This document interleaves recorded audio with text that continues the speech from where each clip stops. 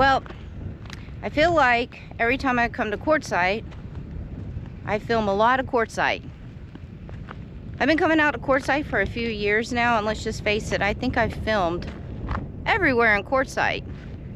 So I don't want to bore you guys with all these Quartzsite videos every year and repeat myself of all these places in Quartzsite.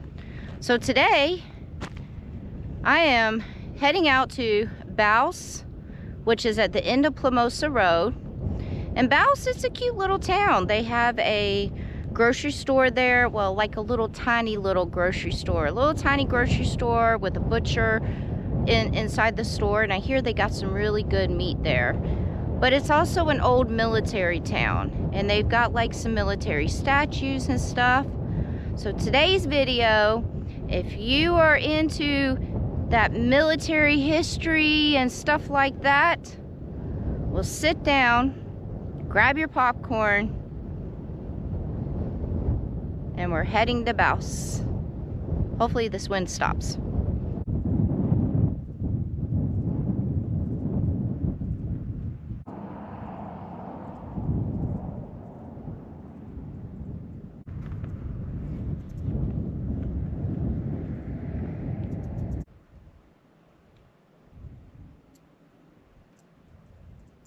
If you're in Quartzsite and you go to Plomosa Road and you drive down Plomosa Road, I want to say maybe it's about 25 miles. Somewhere between 20 and 25 miles down the whole entire Plomosa Road. Plomosa Road is going to end at the little town of Bouse that we're going to see. Now, when you're driving down Plomosa Road has a lot of free camping on it. So from the beginning of Plomosa Road up to a little section is a bunch of free camping. Then you're going to see a sign that says no camping beyond this point. So there is a little stretch on Plomosa Road where you cannot camp at. It's only day use area. But then, like I said, it's just a little stretch. So after you pass through that little stretch, then there's more free camping. And it's before you get to Bouse. And I'm going to be quite honest with you. I actually love the free camping that's out here by Bouse. You have the beautiful, beautiful mountains, even some red mountains over here. You start having some Joshua trees in the area, the saguaro cactuses. I probably just said that wrong. Saguaro. I know. And then the elevation is a little bit more higher, believe it or not, because I just recently found that out, actually. The elevation is about, I want to say, about 1,000 feet higher than Quartzsite. So the temperatures here in the Bouse area are a little bit cooler than actual Quartzsite. And a lot of people that come out here and free camp by Bouse, I believe it's probably like a lot of people that just don't want to be so close to Quartzsite and where all the madness is going on and the massive amount of people, because, well, it is still early out here, so there's not a lot of people here right now, but this place does fill up also. But not as bad as Quartzsite.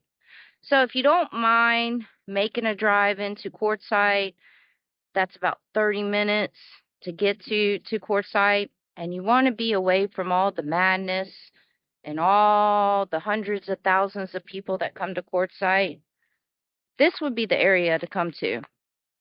Now, I do want to tell you, too, they do not have any services out here. When I say services, I mean somewhere to dump your tanks, somewhere to fill up on water if you're in an RV. They do have the little market in Bouse. They do have RV parks and campgrounds, like established ones, like paid ones. So you could probably maybe dump your tanks or fill up your water at one of those campgrounds. I'm not really sure. But I mean, it's absolutely beautiful out here. So the scenery to me is a little bit different than Quartzsite because you get up close views of these mountains. 360 degrees. I don't know if you can see the mountains out there, mountains out there, mountains out there, mountains out there. It's like you just rotate around in a circle and bam, it's mountains everywhere. I love mountains.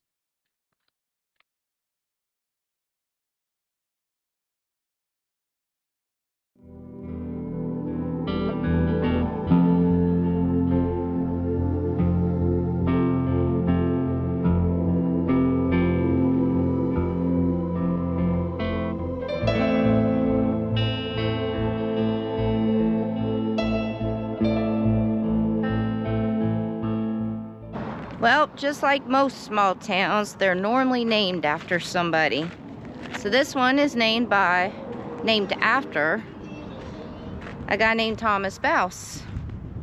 And I guess he came back here. He was a prospector back in the 1800s. And the town Bouse was named after him.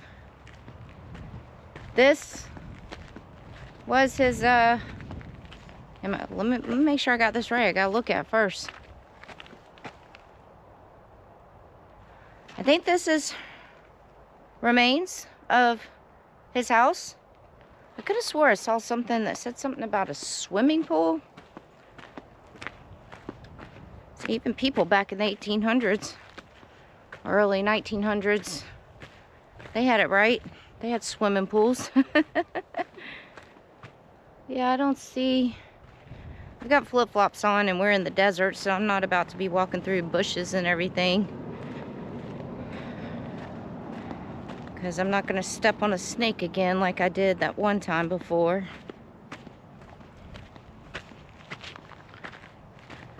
So yeah, so this is, oh, speaking of stepping on snakes, I guess that's how Mr. Thomas Bouse passed away. Was in 1929, I believe it was. He stepped on a rattlesnake and got bit. So, lots of remains here. It's pretty cool. I love coming to little towns that have the history to it. And seeing the little towns still preserve their history. There's a big old opening over there.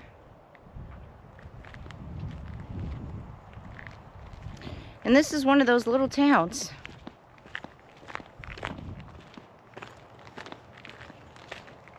So this is right before you get to the actual town. And you'll see a big old historical marker.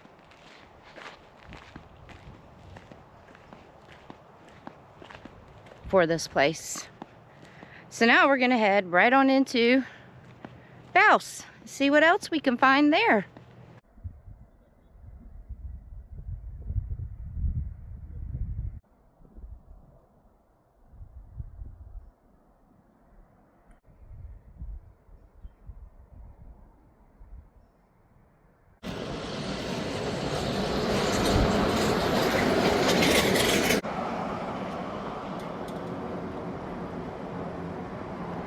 So as soon as you arrive into this little old cute town of Bouse, that's when you start seeing all the military stuff. And this is called a Ford Burma Jeep, 1943. I'm just going to read you guys what the sign says. It was developed during World War II to carry up to 1.5 tons of cargo over difficult terrain. It was used by Navy and Marines in the Pacific Theater during World War II and the Korean War. Only 15,000 or so were ever built, outfitted as cargo, wrecker only 50, and bomb service with crane. You know what? I don't think I've ever seen like military vehicles up close and personal. So this is cool.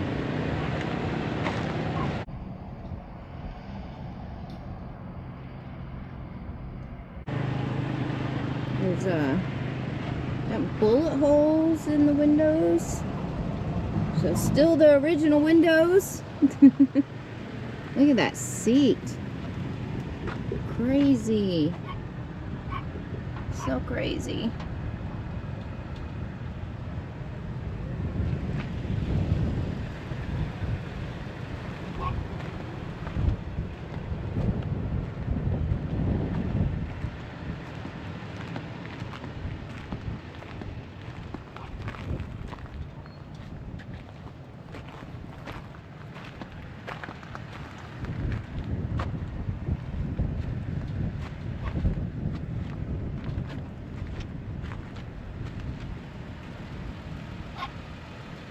So now we're gonna walk down here. There's looks to be like 2 tanks, another military vehicle.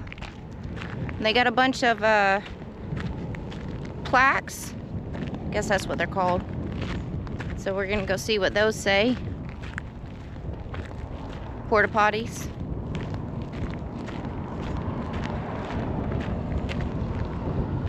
They got a bunch of old pictures here too, so that's pretty cool. Let's see. Oh, wow. Pictures 1943.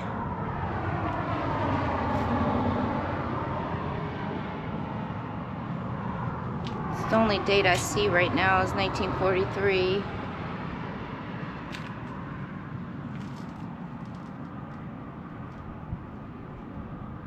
Huh.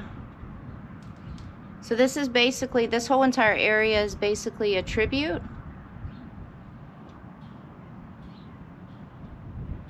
Its tributes, such as this one, are important reminders of the significant contributions our great state of Arizona played in training the fighting forces for service during World War II. It is most appropriate that we recognize the contributions of the soldiers of the 9th Tank Group, as well as the Arizonians who supported their training. And this was written by John McCain, United States Senator, in 1999.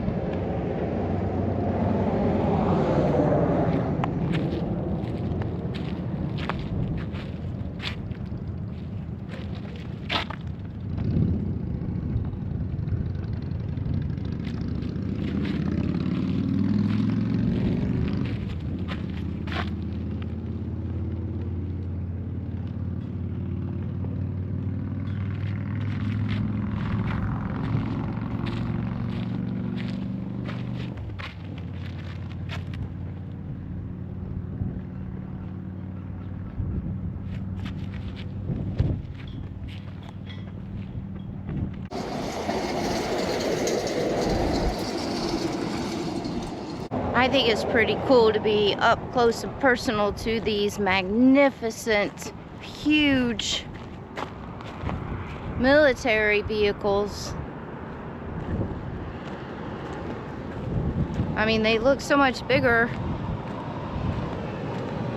up close. This is an M109. If I say this wrong, guys, do not give me crap about it. This is an M109 howitzer. Man, I really hope I said that right. So,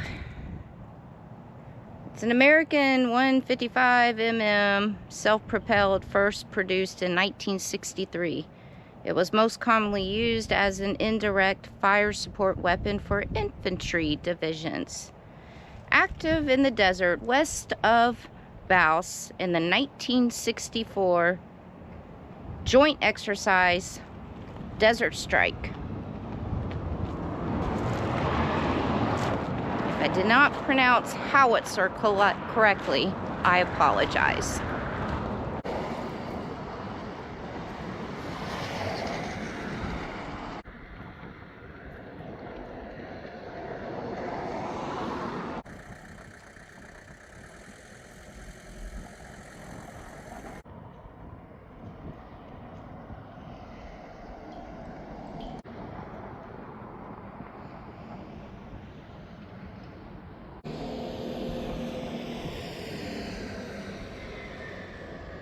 Okay, so right across the street from all the military stuff, then you have a whole nother section with things. And this one is, it says, a series of static displays representing the historic past of the community of Bouse. Looks like here we have a replica of the jail from back in the day. Because I'm going to assume that they don't use that jail anymore. I mean, that would be torture. It's pretty hot here in the desert, you know. But apparently it says, in the town of Bouse, the original jail was an old metal water tank on wheels. Oh my God. Fitted with an iron bar door on the end. Not a place you wanted to be after a rowdy night in Bouse where the prohibition laws were ignored. Oh my God, a metal tank? I mean, we're in the desert. It gets hot out here. Like, in this area, it gets over the hundreds. A metal tank? That's crazy. We have a 1902 rail cart. These small carts were used to move freight, materials, and personnel along the tracks. Early 1900s, large-scale use to weigh freight for shipment. Can't even speak or read. Good job, Sarah. Good job. It's pretty cool. Let me just turn this camera around and just walk along all the way down and show you guys everything. This says, this small depot building is a nod to the much larger original depot completed in 1906 and located on the northeast side of the tracks. The original depot was sold at auction and taken down in the 1950s. The original white Bouse Railroad sign, which is over there, right over here, stands behind our little depot.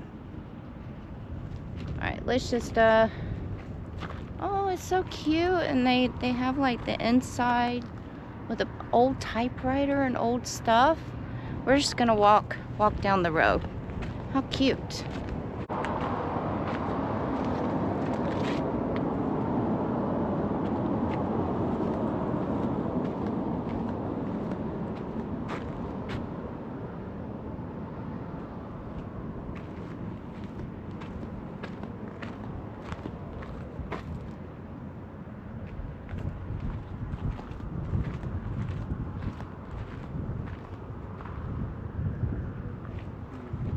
And we're walking, see through all the old stuff. I'm gonna guess that jacket's really not that old, but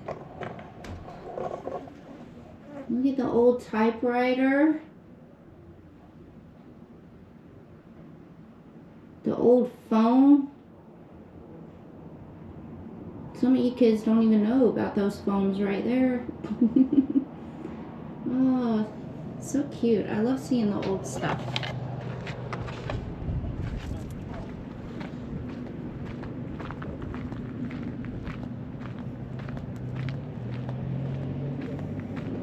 Steam engine replica. Wow.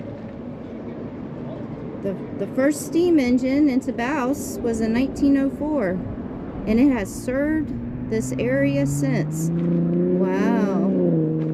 Crazy. All the old stuff here.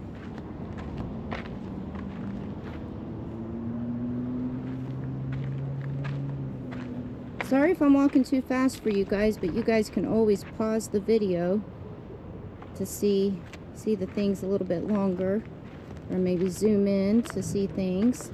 Drill hammer used in local mining operations.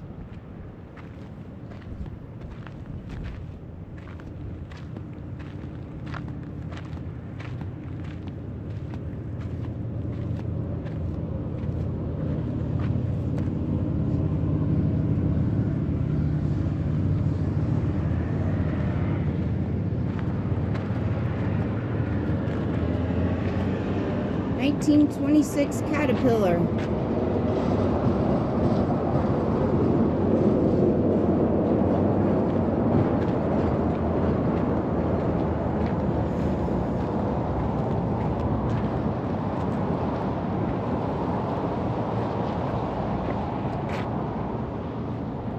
Oh, a horse-drawn farm and ranch equipment.